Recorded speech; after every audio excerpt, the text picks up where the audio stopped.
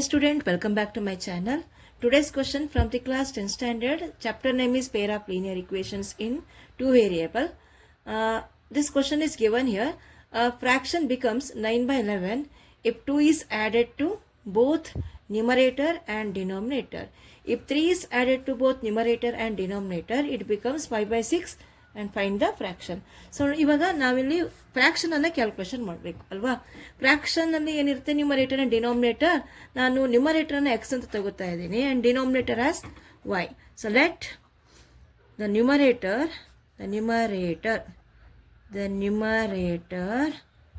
Of the fraction be x. Then denominator ಅನ್ನ y ಅಂತ ತಗೊಳ್ಳೋಣ, ಅಂದ್ರೆ ಎಕ್ಸ್ ಬೈ ವೈ ಆಯಿತು.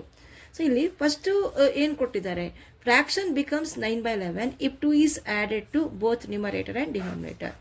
ಈಗ ಇದೇ ಫ್ರಾಕ್ಷನ್ಗೆ ಯಾವುದಕ್ಕೆ, ಎಕ್ಸ್ ಬೈ ವೈ ಫ್ರಾಕ್ಷನ್ಗೆ ಆಡೆಡ್ ಎಷ್ಟು, 2 is added, 2 is added to both numerator and denominator. We get what here? What is the fraction? 9 by 11. So we get 9 by 11. ಅಂದರೆ ಇದನ್ನು ಕನ್ವರ್ಟ್ ಮಾಡ್ಕೊಳ್ಳೋಣ ಇಕ್ವೇಷನ್ಗೆ. X by y is a given fraction. ಈಗ ಎಕ್ಸಿಗೆ ನಾನು 2 add ಮಾಡ್ತೀನಿ, ಇಲ್ಲೂ 2 add ಮಾಡಿದಾಗ 9 by 11 ಬರ್ತಾ ಇದೆ. ಸೊ ಇಲ್ಲಿ by the cross multiplication method 11 into x plus 2, 11 into x plus 2, 11 into x is x plus 11 2s are 22 is equal to 9 into y is 9y, 9 into 2 is 18. ಈಗ simplification ಮಾಡ್ಕೊಳ್ಳೋಣ standard ಫಾರ್ಮಲ್ಲಿ. 11x minus 9y, 11x ಇದನ್ನು ಈ ಕಡೆ ತಂದಾಗ minus 9y ಆಯಿತು. Next ಕಾನ್ಸ್ಟೆಂಟನ್ನು ನಾನು ಈ ಕಡೆ ಗ್ರೂಪಿಂಗ್ ಮಾಡ್ಕೊಂಡ್ಬಿಡ್ತೀನಿ. 18 ಅದೇನಾಯ್ತು, ಈಗ 18 ಮೈನಸ್ 22, 18 ಮೈನಸ್ 22. ಸೊ ಈಗ 11x minus 9y is equal to 18 minus 22 ಎಷ್ಟು, ಮೈನಸ್ 4 ಆಯ್ತಲ್ವಾ. ಇದೀಗ ನಮ್ಮದು ಫಸ್ಟ್ ಈಕ್ವೇಷನ್ ಆಯ್ತು. ಈಗ ಸೊ ಈ ಈಕ್ವೇಷನನ್ನು ನಾನೀಗ ಕನ್ವರ್ಟ್ ಮಾಡ್ಕೊಳ್ಳೋಣ ಇನ್ ಟರ್ಮ್ಸ್ ಆಫ್ ಎಕ್ಸ್. ಅಥವಾ ಈಗ ಸೆಕೆಂಡ್ ನಾನು ಏನು ಕೊಟ್ಟಿದ್ದಾರೆ, second one is what, if 3 is added to both numerator and denominator we get 5 by 6. Okay, next 3 is added to numerator and denominator,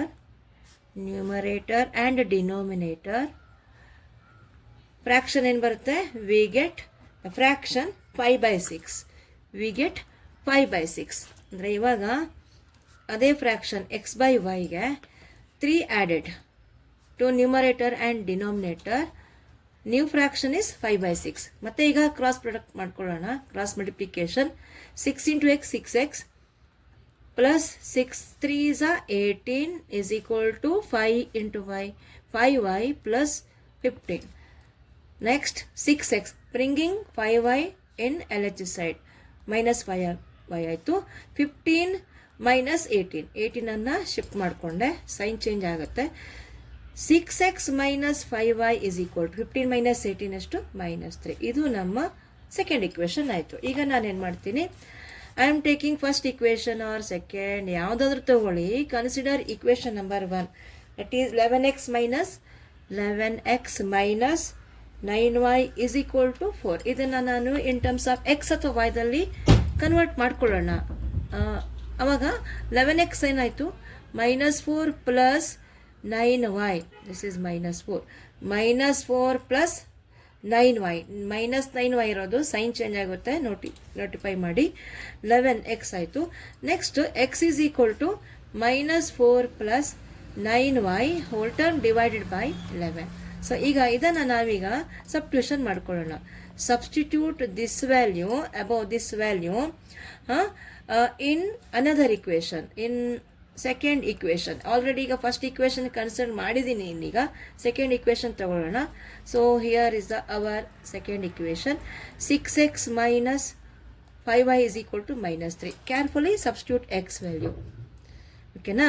6 into x value -4 plus 9y divided by 11 minus 5y is equal to -3. ಈಗ equation ನಮಗೆ ವೈದಲ್ಲಿ ಮಾತ್ರ ಇದೆ, y value ಬರುತ್ತೆ. ಈಗಿಲ್ಲ ಏನು ಮಾಡಬೇಕು, simplification ಮಾಡ್ಕೊಳ್ಬೇಕಿಲ್ಲಿ.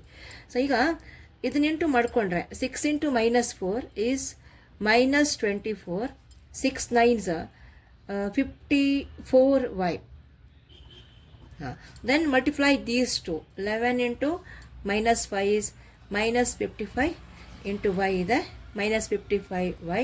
Then ಇಲ್ಲೇನು ಮಾಡೋಣ, ಕ್ರಾಸ್ ಮಲ್ಟಿಪ್ಲಿಕೇಶನ್ -3 into 11 is -33. ಹುಷಾರಾಗಿ ಮಾಡಿ.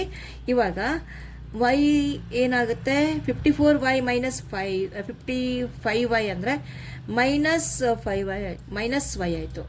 ಸೊ ಅಲ್ಲಿಗೆ ಇಲ್ಲಿ -24 ಇದೆ, -24 ಮೈನಸ್ y, ಓಕೆನಾ.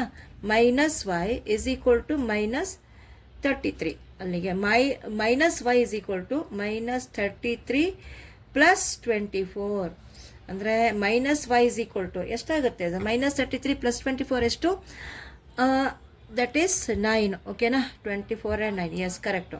ಬಟ್ ಇಲ್ಲಿ ಗ್ರೇಟರ್ ನಂಬರ್ಗೆ ಮೈನಸ್ ಸೈನ್ ಇದೆ. ಸೊ ಇಲ್ಲಿ minus minus cancel, y value 9 ಬಂತು. y ಏನಿದು ಡಿನಾಮಿನೇಟರ್. ಓಕೆ, ಈಗ 1 ಟರ್ಮ್ ಬಂತು, y value 9 which is nothing but denominator.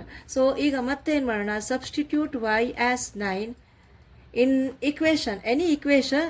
In equation ನಾನು ಸೆಕೆಂಡ್ ತಗೋತಾ ಇದ್ದೀನಿ, ಇಲ್ಲೇ ಇದೆ second equation. 6x minus 5y is equal to -3. So here is our second equation. ನೀವು equation 1 ಅಲ್ಲೂ ಮಾಡಬಹುದು. 6x minus 5y is equal to -3. So here 6x minus 5 into y value 9 ಇದೆ ಅಲ್ವಾ, into 9 is equal to -3. That is 6x minus 5 9s are 45 is equal to -3. So 6x is equal to -3 plus 45. -3 plus 45 ಎಷ್ಟಾಗುತ್ತೆ, plus 42 ಆಯಿತು. 42 ಅಲ್ವಾ, correct ಅಲ್ವಾ. 5 - 3 2, okay 42. 6x is equal to 42 ಆದಾಗ X value ಏನಾಗುತ್ತೆ, 42 divided by 6. Okay, 42 divide by 6, ಇದು 6 ಇದು 6 1s 6 7s. So X value 7 ಆಯಿತು.